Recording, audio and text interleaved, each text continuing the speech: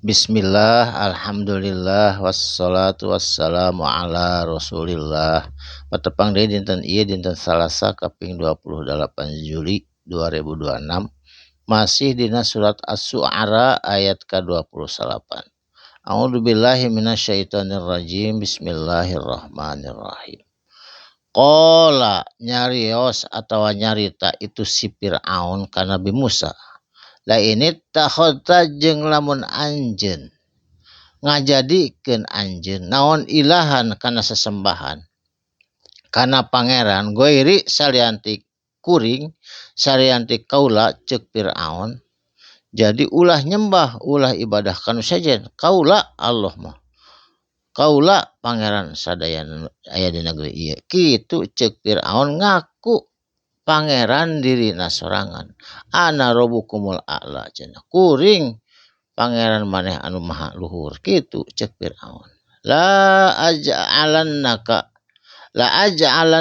tangtuna dijadikeun anjeun ku kuring ka anjeun minal masjunina tireng-rengan jalma-jalma anu disijin tireng-rengan jalma-jalma anu dipenjara anu disiksa. Saterusna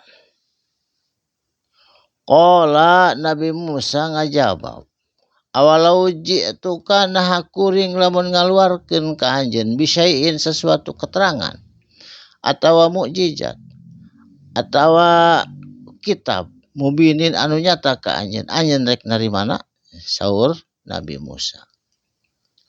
Qala Fir'aun ngajawab deui fa'ti sok kaluarkeun naon nu anjeun boga bihi tina eta keterangan tina eta mukjizat in kunta lamun anjeun kalebat minas sodiqina reng-rengan jalma-jalma anu sodiqina anu benar-benar rasul kitu saur Fir'aun.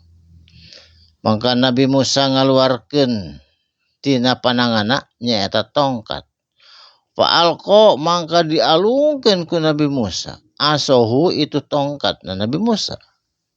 Faiza mangka tiba-tiba hia itu tongkat su'banun jadi orai mubinun anu gede kacida bari beringas eta teh mubinun nyata orai lain kamuflase lain pandangan mata atau tipuan mata yakin orai anu sabener-benerna orai.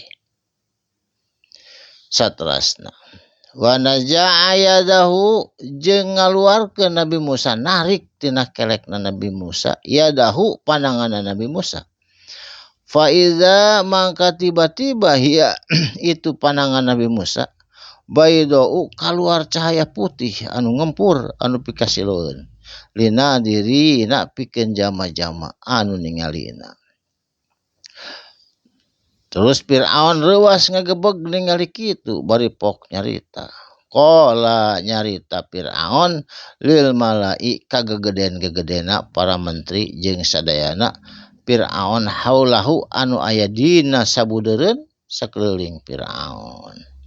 Bari pok nyarios kieu Fir'aun. Inna hadza sanyana ari ieu sahirun alimun eta teh sihir anu pandai sihir anu nyata. Jadi ieu teh si Musa teh cek Firaun ieu teh tukang sihir anu pandai. Ulah sieun ieu mah sihir cenah kitu. Tong make gentar saterusna.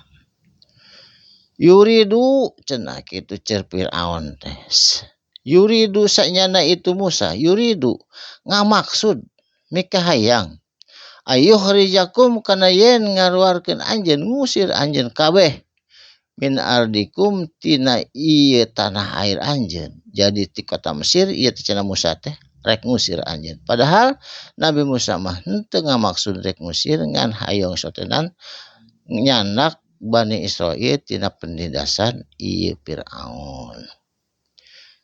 Diusir ku naon bisihrihi tina cenah sihirna ieu Musa kitu ceuk Firaun nyangka nyeun sihir ka Nabi Musa.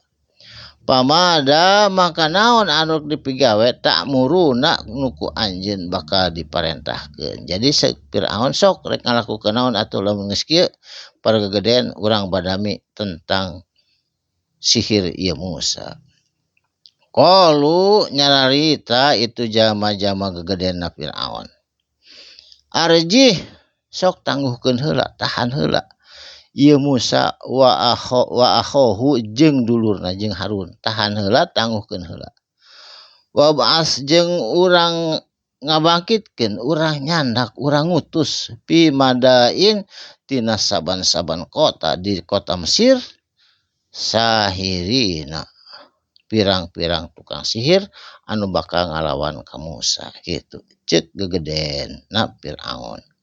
Ya tu tangtuna bakal datang itu jalma-jalma ka anjeun Musa nyaeta tukang sihir anu parandai bikulli saharin ti saban-saban pelosok negeri saharin tukang sihir alimin anu pandai. Jadi Nabi Musa rek dilawan ku tukang sihir anu rek dikumpulkeun di kota Mesir. Jadi bade dilawan ku tukang sihir, Nabi Musa sareng Harun ditahan teu meunang ka mana-mana.